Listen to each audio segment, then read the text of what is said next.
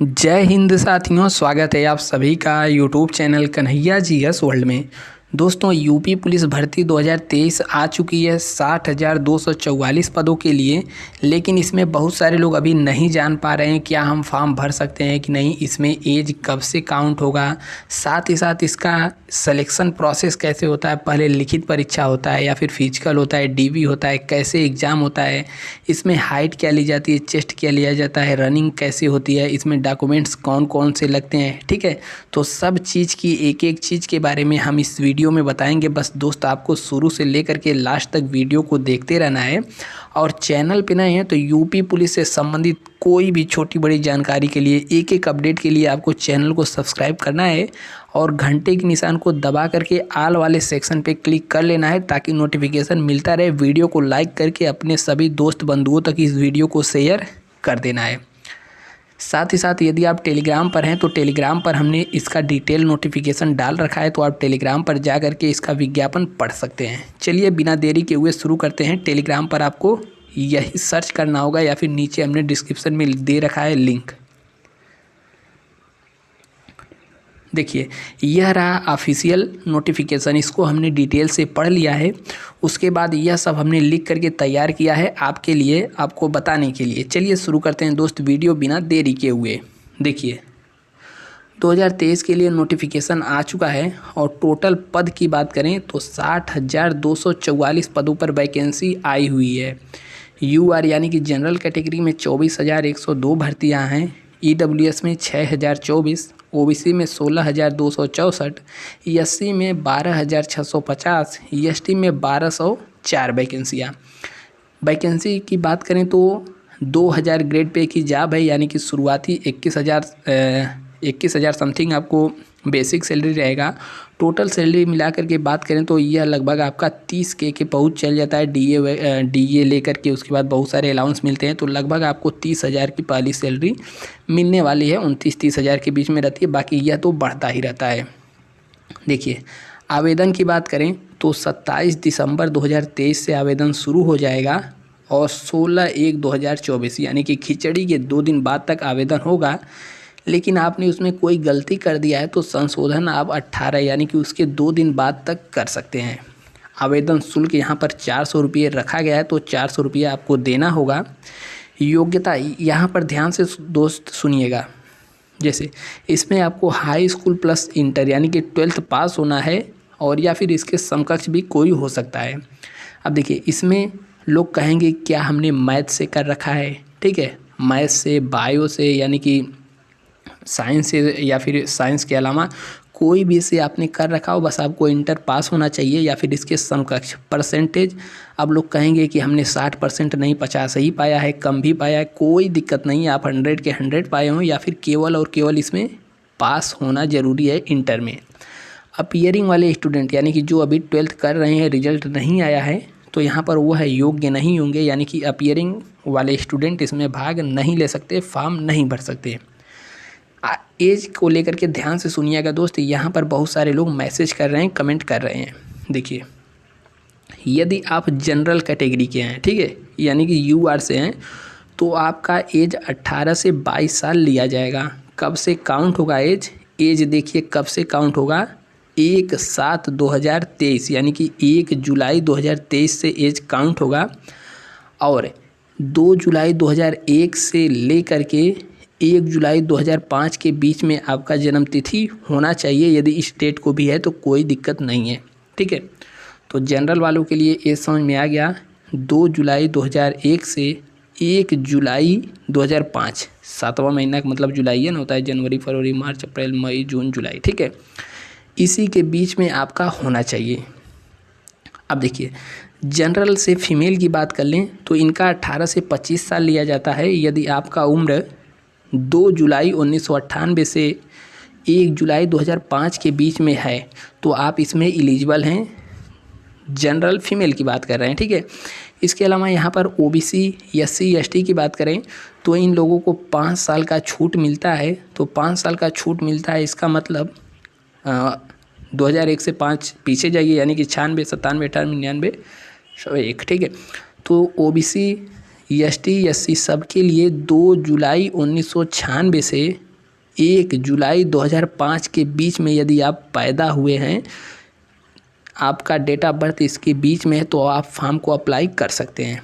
बाकी फीमेल की बात करें OBC ST SC में, तो यहाँ पर इनका 1998 से 5 लेंगे तो 93, 2 जुलाई 1993 से 1 जुलाई 2005 के बीच में है, तो आप फॉर्म अप्लाई कर सकती हैं। अच्छा लगा वो वीडियो तो लाइक का बटन है तुरंत दबा देना है, ठीक है। यह तो हो गया अप्लाई करने के बाद। बाकी इसमें डॉक्यूमेंट्स कौन कौन सा लगेगा तो इसके बारे में हमने आगे लिख रखा है लास्ट में। बाकी 10th आपका चाहिए, 12th चाहिए, इसके अलावा जनरल OBC ST SC थे हैं तो आपका आय चाहिए और जाति चाहिए, ठीक है। आय प्रमाण पत्र, जाति प्रमाण पत्र, यह कब का बना होना चाहिए हमने वीडियो के आखिरी में लिख करके रखा है, आपको बताएंगे। EWS वाले भी अभी भागे नहीं, ठीक है। तो आपने फॉर्म भर लिया। अब इस फॉर्म भरने के बाद पहला स्टेज क्या होता है, लिखित परीक्षा। फॉर्म आपने भर लिया, अब लिखित परीक्षा तो अभी तिथि बताई जा रही है 11 फरवरी को होगा। देखिए होता है कि नहीं, लेकिन परीक्षा तो फरवरी में होकर के ही रहेगा, ठीक है। तो आपने फॉर्म भर दिया, अब लिखित परीक्षा होनी है। लिखित परीक्षा कैसी होगी, ऑफलाइन, यानी कि OMR जो गोला गोला भरते हैं ना, इस प्रकार से OMR बेस्ड आपकी परीक्षा होगी। और यह फर्स्ट स्टेज है। इसमें कितने क्वेश्चंस आएंगे तो 150 क्वेश्चन आएंगे और प्रत्येक क्वेश्चन 2 नंबर का रहेगा। इस प्रकार से 300 नंबर का पेपर होगा, ठीक है। अब इसमें 4 सेक्शन है। पहले सेक्शन में आएगा हिंदी और करंट अफेयर, यूपी का GK वगैरह, यह सब आता है। कितने नंबर का आएगा, कितना क्वेश्चन आएगा, 37 क्वेश्चन, यानी कि 74 नंबर का, ठीक है। दूसरे पार्ट में आता है हिंदी। हिंदी कितना क्वेश्चन आता है, 38 दूना 76 नंबर का। उसके बाद मैथ, रीजनिंग और इसमें मेंटल एप्टीट्यूड एक सेक्शन है और रीजनिंग, यह सब मिला करके 75 नंबर, यानी कि 150 नंबर का आता है। अब देखिए मैथ से इसमें डरने वाली दोस्त बात नहीं है, क्योंकि मैथ वाले सेक्शन में इसमें रीजनिंग घुसाया रहता है। मैथ का मात्र 19 क्वेश्चन आता है, ठीक है। इस प्रकार से 19 क्वेश्चन मैथ का रहता है, बाकी सभी रीजनिंग वाला पार्ट ही रहता है। तो मैथ का 19 से 20 क्वेश्चन रहेगा। इस प्रकार से हमने आपको बता दिया कि क्या क्या कितना नंबर का आने वाला है। टोटल जोड़ेंगे तो 6 4 10, 7 7 14, 14 5 19, 1 20, 1 2 3, ठीक है। 300 नंबर का पेपर हो जाता है आपका। इसमें 1/4 निगेटिव मार्किंग रहती है, ठीक है, यानी कि 0.5 नंबर की इसमें निगेटिव मार्किंग रहेगी।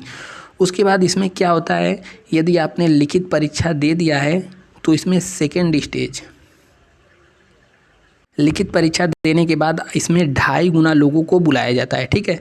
मान लीजिए वैकेंसी 60,244 है, मोटी माटा 60,000 लेकर चल रहे हैं। 60,000 गुणे 2.5 यानी कि 25 छक्का 150, यानी कि 1.5 लाख लोगों को इसमें पास किया जाएगा। और पास करने के बाद क्या होगा, उनका DB चेक होगा, हाइट चेक होगा, चेस्ट चेक होगा, यह सब आ जाता है सेकेंड स्टेज में, ठीक है।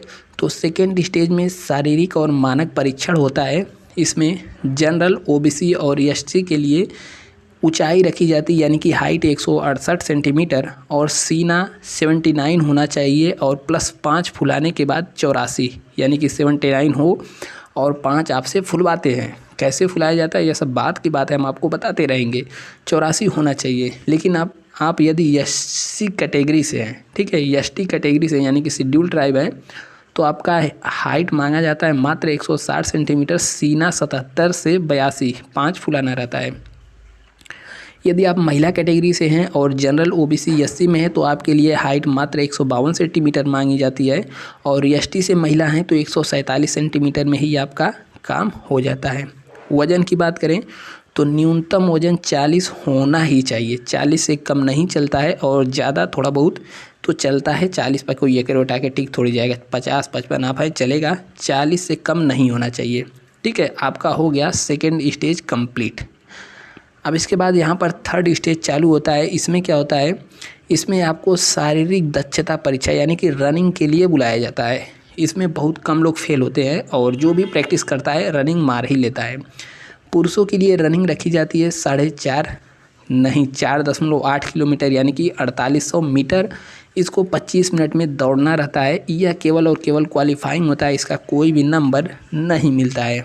उसके बाद महिला कैटेगरी की बात करें तो महिलाओं को मात्र 2400 मीटर यानी कि 2 किलोमीटर और 400 मीटर 14 मिनट में तय करना होता है। ठीक है, अब इसके बाद आपने रनिंग भी दे दिया, अब आता है फाइनल मेरिट।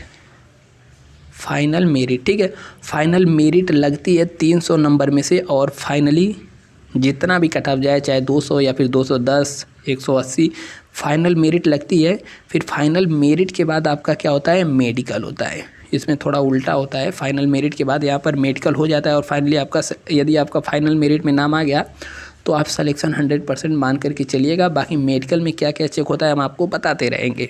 ठीक है, अब देखिए इसमें डॉक्यूमेंट्स के लेकर जो दोस्त पूछ रहे हैं कि इसमें डॉक्यूमेंट क्या क्या चेक होगा, क्या क्या रहना चाहिए, तो देखिए आपके पास प्रमाण पत्र की बात करें तो हाई स्कूल होना चाहिए, इंटर होना चाहिए, आप कितने भी परसेंट पाए हो बस पास रहना चाहिए।